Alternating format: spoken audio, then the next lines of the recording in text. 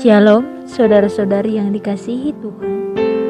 Saya Tinti Handriani Purba, mahasiswi Sekolah Tinggi Bible Pro HKBP semester 7 yang sedang melaksanakan praktik lapangan 3 secara online dengan topik bermisi melalui media sosial, yaitu sebuah renungan yang akan saya sampaikan untuk kita semua.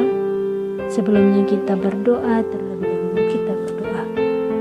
Syukur bagimu Allah kami, Allah yang memelihara hidup kami hingga sampai detik ini. Tuhan, saat ini kami akan mendengarkan firman-Mu. Kiranya Roh Kudus-Mu yang senantiasa hadir dalam hati dan pikiran kami, agar firman-Mu tumbuh dan berbuah di hidup kami. Amin.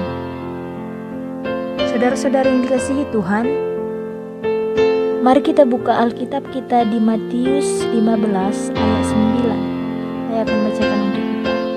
Percuma mereka beribadah kepadaku, sedangkan ajaran yang mereka ajarkan ialah perintah manusia. Demikian firman Tuhan.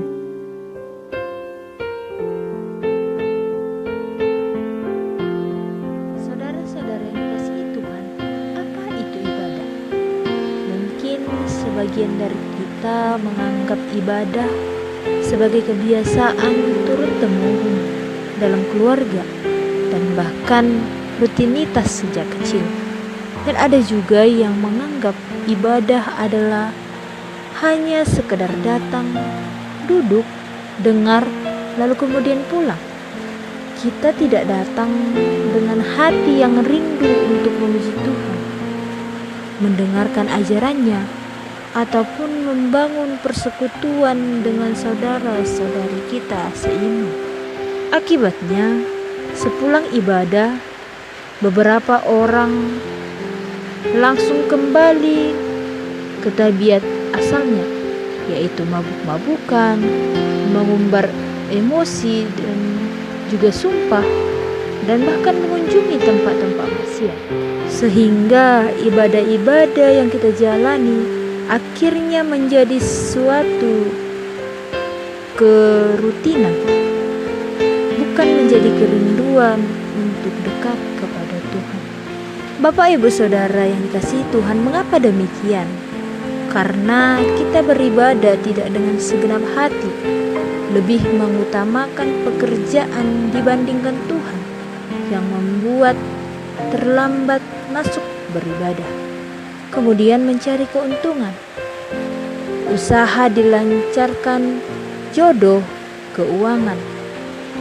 Bapak Ibu Saudara, lalu apakah salah jika kita memiliki pengharapan tersebut? Tentu berharap itu sah-sah saja. Namun jika dengan hal itu kita termotivasi untuk beribadah, berarti kita sudah menganggap bahwa ibadah sebagai sebuah keuntungan.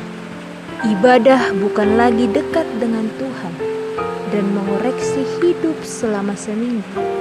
Lalu, bagaimana sebenarnya ibadah yang sejati itu? Hal pertama yang harus kita lakukan yaitu hidup kudus.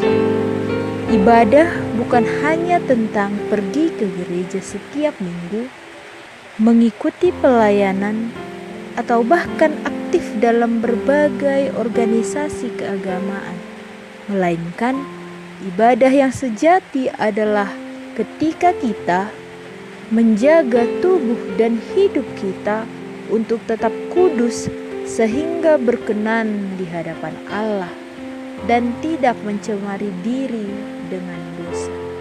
Yang kedua, perubahan pola pikir, di mana dalam hal ini kita diajarkan untuk tidak mengukur segala sesuatunya dengan materi. Lalu yang kemudian, membuang pemikiran duniawi, yaitu iri hati, amarah, dendam, dan juga kebencian.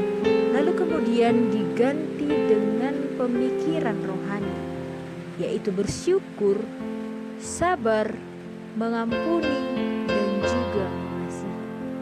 Dalam hal ini Bapak Ibu Saudara, Ibadah sejati adalah mengarahkan hidup, menyerahkan